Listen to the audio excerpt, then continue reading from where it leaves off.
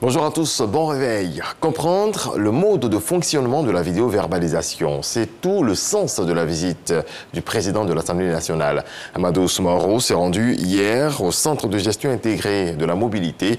C'est là que certains conducteurs qui ne respectent pas le code de la route sont vus et interpellés. Abou Sanogo. Amadou Soumaoro, président de l'Assemblée nationale à la tête d'une forte délégation de parlementaires, visite le centre de gestion intégrée de la mobilité qui abrite le poste de contrôle des opérations du système de transport intelligent. Une visite pour s'imprégner du mode de fonctionnement de la vidéo-verbalisation. Une innovation majeure qui vise à renforcer le dispositif de contrôle du respect des règles de circulation sur la voie publique à l'aide de caméras.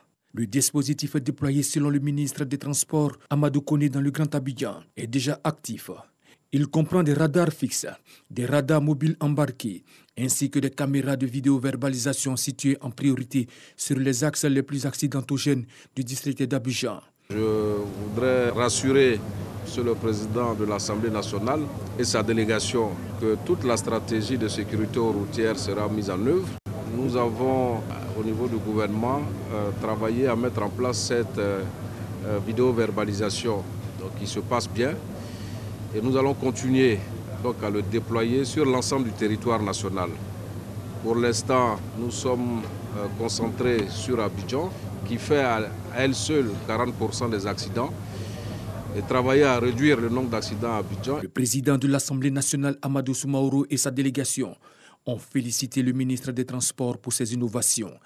Les radars de dernière génération, les ordinateurs de dernière génération, je voudrais féliciter le ministre et l'encourager pour toutes les initiatives qu'il prend à la tête du ministère des Transports. Cette visite du président de l'Assemblée nationale, Amadou Soumaoro, intervient à la suite de la séance d'information parlementaire du ministre des Transports, Amadou Koné, le 12 août dernier, sur la stratégie nationale 2021-2025 pour la sécurité routière. Quelle politique pour l'atteinte des objectifs du plan stratégique Côte d'Ivoire 2030? Voici le thème sur lequel s'est prononcé Félix Anoblé hier. Le ministre de la promotion des PME, de l'artisanat et de la transformation du secteur informel a dévoilé le plan d'aide en faveur des petites et moyennes entreprises. Il était invité à exposer au Conseil économique, social, environnemental et culturel. Sidonie Davila, Jean-Marc Djadji. Le ministre Félix Anoblé, invité de la tribune du Conseil économique, social et environnemental et culturel, CESEC. Il présente les acquis et les perspectives de la politique du gouvernement en matière de promotion des PME, de l'artisanat et de la transformation du secteur informel. Le financement des entreprenants et micro-entreprises à hauteur de plus de 150 milliards de francs CFA, l'adoption de lois pour leur accès au marché public sont entre autres les résultats de son département ministériel. Face aux interrogations des membres du CESEC sur la légalisation du secteur informel, le ministre Félix Anoblé a relevé les projets de l'État en termes d'encadrement et de suivi de ces 15 000 micro-entreprises. L'État de Côte d'Ivoire a pris conscience qu'il n'y a que lui qui peut accompagner avec les ressources publiques dans un certain nombre de domaines son industrie locale et faire en sorte que la petite transformation passe à la moyenne transformation et puisse devenir demain la grande transformation et reprendre en main donc toute notre économie. Des mesures d'allègement fiscal sont en cours pour soutenir toutes ces PME. Toutes les autres fiscalités ont été mises à côté. Ils ont un seul impôt à payer, 2,5%. Que ce soit donc au niveau de la fiscalité locale, que nous appelons donc la taxe d'entrepreneur des collectivités, TEC, ou la taxe d'entrepreneur d'État, TEE, pour les entreprises qui sont dans donc, une frange de fiscalité de 1 franc à 50 millions. Au nom des membres du CESEC, le président Eugène Aka Aolé a félicité l'invité et relevé l'importance de l'entrepreneuriat. Sur le thème du jour, il exhorte le micro-entrepreneur ivoirien à un changement de mentalité. Si hier, nous disions que le développement de ce pays repose sur l'agriculture, aujourd'hui, je crois que le moment est venu pour ajouter que le développement de ce pays doit reposer à titre principal sur l'entrepreneuriat. Il faut que cet Ivoirien nouveau, que le président a appelé de tous ses voeux, voit le jour. L'Ivoirien nouveau, c'est celui qui doit s'approprier de ces bonnes mesures qui sont prises. Le président de la Chambre des métiers de Côte d'Ivoire sera le prochain invité de cet énième forum du Conseil économique, social et environnemental et culturel, CESEC. C'est une enquête qui fournira des données fiables et qui permettra également à l'État de Côte d'Ivoire de poser des actions ciblées. La 4e enquête démographique et de santé vient d'être lancée par la ministre du Plan et du Développement et le ministre de la Santé. Les informations recherchées auprès des ménages sont axées, entre autres, sur les indicateurs de fécondité, de mortalité, de santé maternelle et infantile et de VIH-Sida. Sephora Zegui. Pour répondre aux besoins en données statistiques afin de planifier, suivre et évaluer les programmes de santé en Côte d'Ivoire, la 4e enquête démographique et de santé a été lancée ce jour. La Côte d'Ivoire sortant d'une décennie de crise, avec ses conséquences multiformes, notamment sur le système de santé, avait besoin d'informations fiables et à jour pour orienter la politique gouvernementale en matière de santé. C'est pour cette raison que le pays a réalisé la 3e enquête démographique et de santé.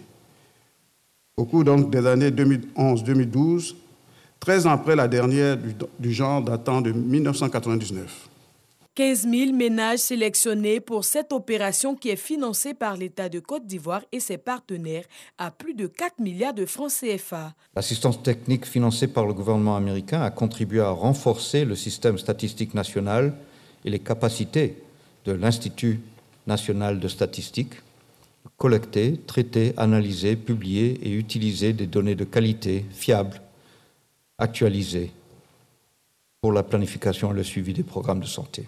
Les 200 agents sélectionnés pour effectuer le travail seront déployés dès ce mardi sur le terrain. Lorsque nous aurons les résultats, nous allons mettre en place un dispositif d'enquête régulier. Pratiquement chaque année, nous allons prendre les dispositions pour actualiser les informations pour que ça puisse servir à la fois mener la politique sanitaire, mais également d'autres politiques pour l'atteinte des objectifs de développement durable. Nialé Kaba dit vouloir compter sur le professionnalisme et la disponibilité des auditeurs. Avec le ministre de la Santé, de l'Hygiène publique et de la couverture maladie universelle, elle exhorte les élus locaux et les populations à réserver un bon accueil aux agents de l'Institut national de la statistique. La 27e édition du tirage de la tranche commune entente a ouvert ses portes hier à Abidjan. Plusieurs délégations de loterie nationale de certains pays membres du Conseil de l'entente sont présents. La soirée du tirage des gros lots, prévue ce 24 septembre, servira de cadre à la proclamation des résultats de l'appel à projet initié par le Conseil de l'entente. Les détails de Cheikh Koné. 4 ans après l'édition de 2016, il revient une fois encore à la Loterie nationale de Côte d'Ivoire, la LONASI, d'accueillir la 27e édition du tirage de la tranche commune entente. Chaque année, la TCE célèbre le brassage des populations et le vivre ensemble dans notre espace communautaire. Chaque tirage annuel offre l'occasion aux gagnants des autres pays de visiter le pays organisateur. Mais plus que tout, chaque tirage est une victoire sur la pauvreté, le sous-développement. Depuis sa création en 1970, cette loterie communautaire a contribué à la mise en œuvre de plusieurs projets de développement dans les 5 pays du Conseil de l'entente. Ainsi, après la relance des activités du Conseil de l'entente en 2012, le secrétariat exécutif a pris l'engagement lors de la 18e édition de la TCE que le Bénin a abrité en 2012 d'accompagner les loteries nationales aux efforts de développement en réalisant une infrastructure socio-économique dans le pays qui accueille le tirage. Depuis cette date, le Conseil de l'entente a effectué des réalisations socio-économiques dans les États membres d'un montant total de près de 300 millions mis à la disposition de populations à l'occasion des différents tirages de la TCE. Au menu de cette 27e édition prévue prendre fin ce vendredi 24 septembre, figurent des travaux d'experts, une exposition au Grand Carrefour de Koumassi et un team building au Jardin botanique à Bingerville. Dans le pays qui abrite la tranche commune entente, il lui est fait don d'une infrastructure communautaire d'une valeur de 30 millions de francs CFA. Le choix de la LONASI s'est porté sur la commune d'Abobo, où un centre de santé moderne a été bâti dans le village d'Abbé, Brouquois. Ces actions sont la preuve, selon le ministre de l'Économie et des Finances, Adama Coulibaly, de l'important rôle joué par les loteries nationales dans le développement communautaire. Au-delà de l'organisation des jeux et de la rétribution des gagnants, les loteries nationales constituent des leviers très importants dont dispose le gouvernement dans la lutte contre la pauvreté, étant entendu qu'elles contribuent notamment à la mobilisation de l'épargne volontaire en vue d'une redistribution directe et indirecte. La 27e édition de la tranche commune entente enregistre une innovation de taille, la mise sur pied d'un concours en faveur des jeunes et des femmes dotés d'une enveloppe de 30 millions de francs CFA pour le financement des 6 meilleurs projets. Il y avait de la joie à Sougasso, dans le village, dans le département de Dimbokro. Dans ce village, la communauté catholique a fait construire une grotte au sein de la chapelle. La grotte a été consacrée en présence de 2 évêques et du ministre de la Promotion des Sports. Paulin-Claude Danhaut, Eugène Atoubé nous en parle. Pour la première fois à Songassou, la communauté catholique du village participe à une messe d'action de grâce hors de l'enceinte de la maison qu'elle a dédiée à Dieu. Le moment est historique. 2 évêques co-célèbrent l'Eucharistie. Ce sont Monseigneur Alexis Touabli Youlo et Marie-Danielle Dadier. Tous les 2 vont consacrer la grotte dédiée à la Vierge Marie. En union de prière et dans la fraternité, fidèles chrétiens, filles et cadres de Songassou, parmi lesquels l'ambassadeur Nicolas Kwaku et le ministre Danhaut Paulin, tous 2 fils de Songassou, tous ont chanté la gloire de Dieu et réaffirmé leur dévotion à Marie. Saint Paul a dit, la foi sans l'acte n'est rien du tout. Cette foi-là, on peut l'exprimer en offrant au village cette grotte, signe de Marie dans le village. Il y a des gens même qui passent, qui voient la grotte, qui rentrent ici pour prier. Et ça fait, ça a renforcé la Légion de Marie, ça a même renforcé le renouveau. La grotte de Songassou, une longue attente comblée. Songassou est désormais sous la protection de la Vierge Marie, autant que ses populations. C'est aussi toute la responsabilité des chrétiens catholiques de ce village qui est engagée de par leur baptême. Notre spiritualité, c'est de nous consacrer totalement à la Vierge Marie pour qu'elle apporte son manteau de protection sur ce village. C'est pourquoi nous avons décrété et souhaité que la Vierge Marie ici soit la mère de toute grâce. La grâce de l'unité, la grâce de la fraternité, de la solidarité pour bâtir un village, mais aussi un pays de paix et d'espérance. La maman, c'est le symbole de la vie. Alors nous prions Dieu de faire passer ses grâces de vie à travers sa mère. La valeur d'un être humain réside dans la fidélité à ses engagements. Alors il faut qu'ils soient fidèles aux engagements qu'ils ont pris aujourd'hui. Les fidèles catholiques de Songassou vont prier pour l'érection de leur chapelle en paroisse, en reconnaissance de son activisme dans l'église locale de Dimbokro. Le ministre Danhaut Paulin y a financé d'importants travaux de réhabilitation dans la perspective de son élévation au rang de paroisse. Un argument que les chrétiens catholiques de cette chapelle vont brandir devant leur curé. Dans le reste de l'actualité en Guinée, les concertations nationales se poursuivent afin d'élaborer la charte de la transition.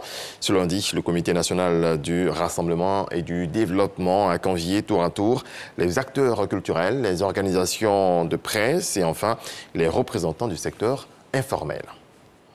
Le gouvernement américain a commencé à expulser massivement vers leur pays d'origine des centaines de migrants, en majorité des Haïtiens, qui s'étaient rassemblés dans un campement improvisé au Texas ces derniers jours. Ce lundi 20 septembre, le président mexicain Manuel Lopez a exhorté Joe Biden, le président américain, à travailler main dans la main avec le Mexique et les pays d'Amérique centrale pour contenir la migration autrement que par les arrestations et les expulsions de personnes. Point final, excellente journée. Merci à toutes et à tous de nous avoir suivis. Paix dans vos foyers.